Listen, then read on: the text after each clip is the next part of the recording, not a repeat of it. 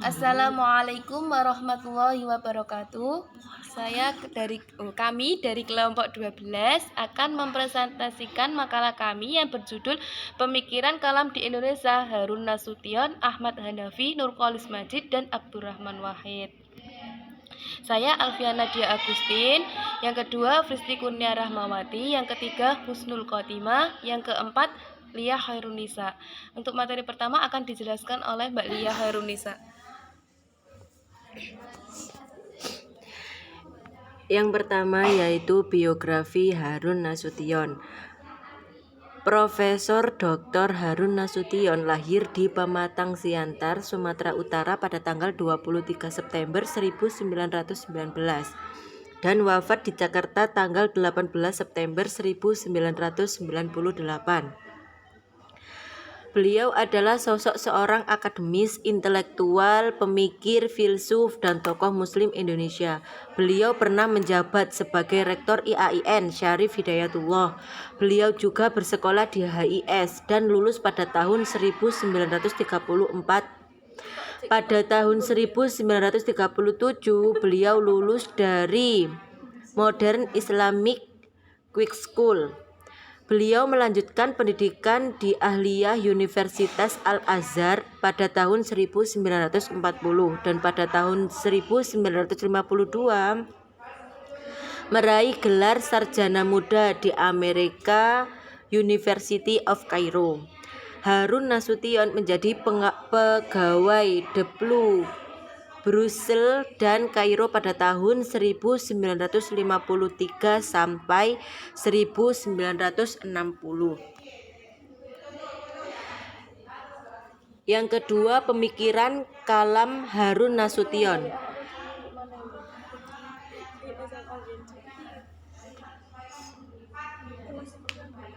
Yang pertama yaitu peran akal. Peran akal, besar kecilnya peran akal dalam sistem teologi suatu kaum sangat berpengaruh pada dinamis atau tidaknya pemahaman seorang tentang ajaran agama Islam. Menurut Harun Nasution, hal ini dikarenakan di dalam Al-Quran lebih banyak ayat yang bersifat dhoni atau dugaan dibandingkan dengan ayat yang bersifat qat'i atau pasti. Oleh karena itu diperlukan akal untuk menafsirkan ayat-ayat yang masih bersifat dengan dugaan atau belum jelas tersebut, akan tetapi tidak juga merubah ayat-ayat yang sudah jelas.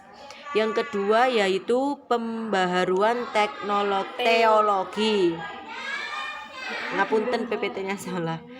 Pembaharuan teologi Harun Nasution pada dasarnya dibangun di atas asumsi bahwa keterbelakangan dan kemunduran umat Islam disebabkan oleh adanya kesalahan dalam teologi mereka. Teologi umat Islam masa kini yang cenderung fatalistik, irasional, predeterminisme, serta pasrah terhadap nasib telah membawa umat Islam ke dalam kesengsaraan dan keterbelakangan. Dengan demikian, jika hendak mengubah nasib umat Islam, menurut Harun Nasution, perlu diadakan perubahan teologi menuju teologi yang berwatak rasional serta mandiri. Yang ketiga, hubungan akal dan wahyu.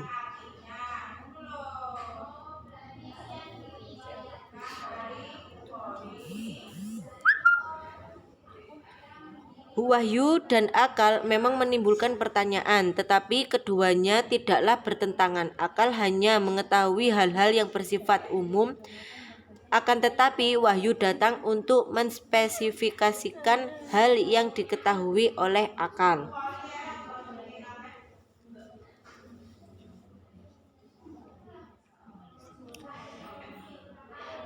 Akal dapat mengetahui kebaikan dan keburukan sebelum datangnya wahyu. Akal dapat mengetahui adanya Tuhan sebelum adanya wahyu. Akan tetapi akal tidak mampu menjelaskan secara lebih terperinci, seperti akal tahu menyembelih kambing itu buruk. Akan tetapi wahyu memperinci hal tersebut dengan mengatakan bahwasanya menyembelih kambing untuk dibagikan kepada orang miskin itu baik.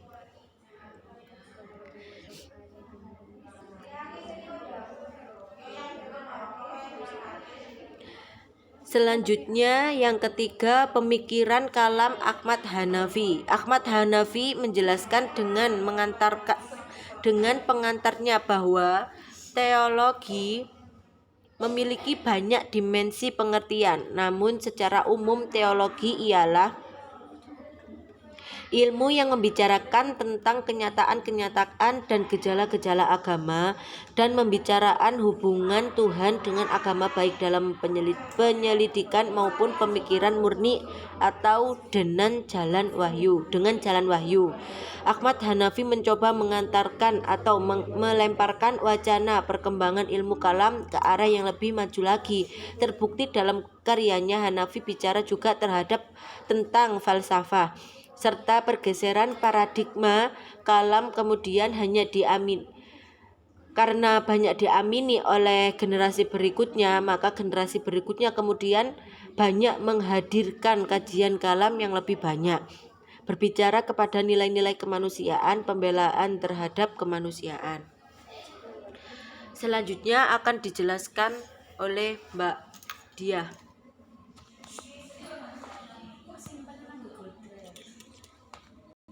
Selanjutnya adalah biografi Nurcholish Madjid. Nurcholish Madjid lahir di Jombang, Jawa Timur, tanggal 17 Maret 1939.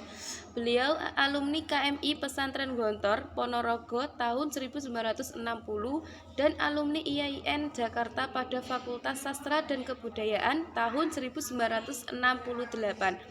Beliau meraih doktor dari Universitas Chicago, Amerika Serikat pada tahun 1984 dengan disertai Ibnu Taimiyah on Kalam and Falasifa.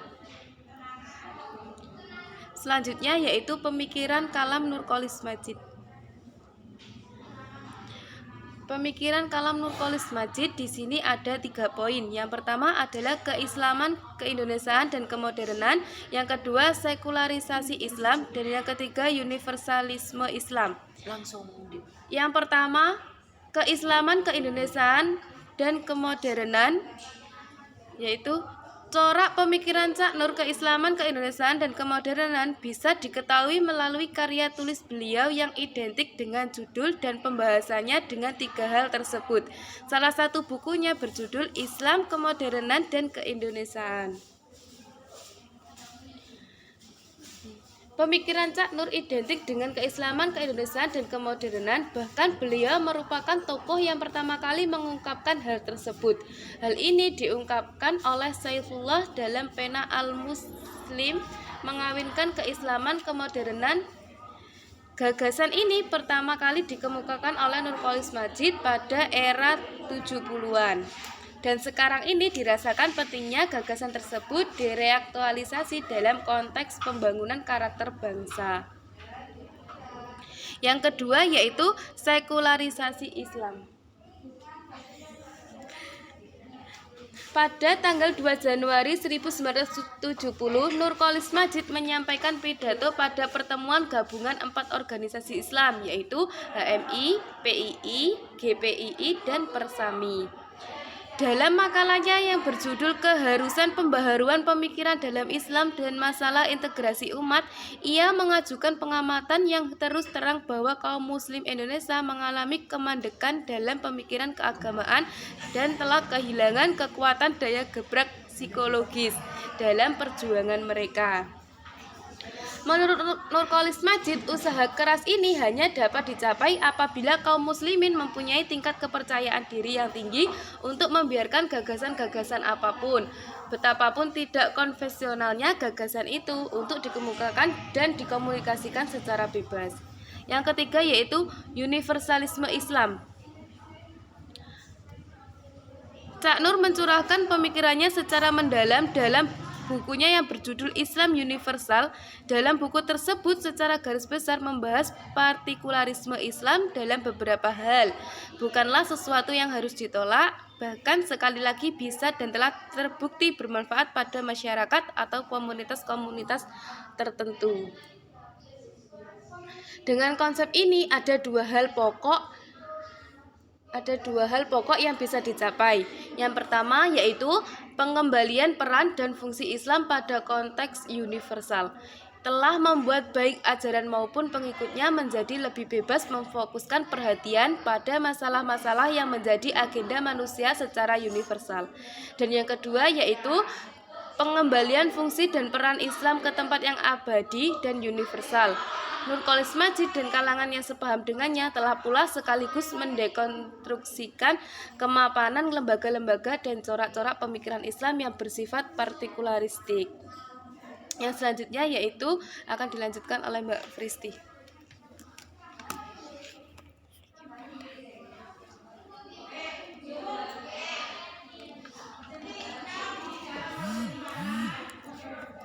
Yang selanjutnya adalah biografi Abdurrahman Wahid.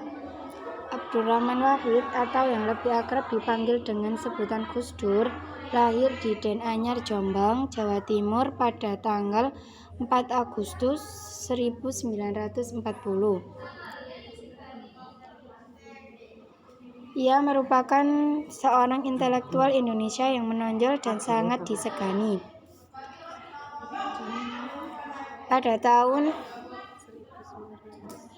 1955, ia masuk SMEP Gowongan sambil nyantri di pesantren Krapyak. Dan setamat dari SMEP Yogyakarta, Gus Dur kembali melanjutkan perantauan intelektualnya ke pesantren Tegalrejo, Magelang sekitar 3 tahun. Lalu pada tahun 1964, Gus Dur memperoleh beasiswa belajar di Ma'had Ali Dimsyat Al-Islamiyah Universitas Al-Azhar Kairo dengan mengambil spesialis syariah.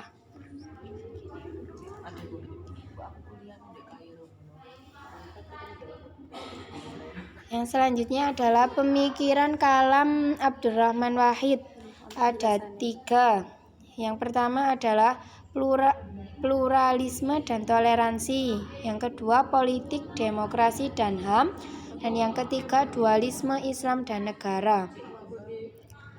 Yang pertama, pluralisme dan toleransi adalah salah satu aspek yang sangat mudah difahami oleh sosok Gus Dur adalah pemikirannya tentang pluralisme dan toleransi. Pembela kelompok minoritas, khususnya Cina, Konghucu, Indonesia. Bahkan ia juga tidak segan membela kelompok agama minoritas keyakinan dan kelompok yang dianggap terdiskriminasi dan dilanggar hak kemanusiaan. Dengan bahasa lain, Gus Dur dapat difahami sebagai figur yang memperjuangkan diterimanya kenyataan sosial bahwa Indonesia itu beragam. Dia sangat mencintai kebudayaan Islam tradisionalnya dan juga pesan utama Islam itu sendiri. Lebih dari itu, Gus Dur adalah seorang tokoh spiritual dan tokoh moderat yang mampu menyeimbangkan kepentingan duniawi dan ukhrawinya. Yang kedua adalah politik, demokrasi, dan HAM. Sikap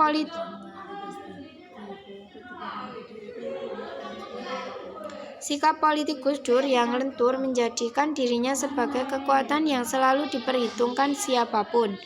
Dia tidak alergi untuk bertemu dengan banyak orang, mendengar dan membantu kerjasama dengan berbagai pihak, termasuk dengan orang atau kekuatan politik yang berseberangan dengannya.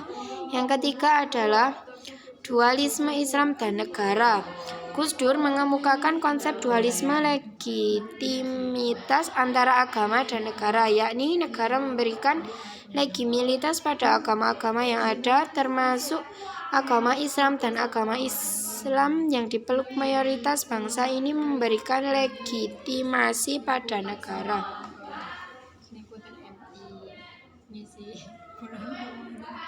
Terima kasih. Sekian dari kelompok kami. Apabila ada kesalahan, kami mohon maaf yang sebesar-besarnya. Wassalamualaikum warahmatullahi wabarakatuh.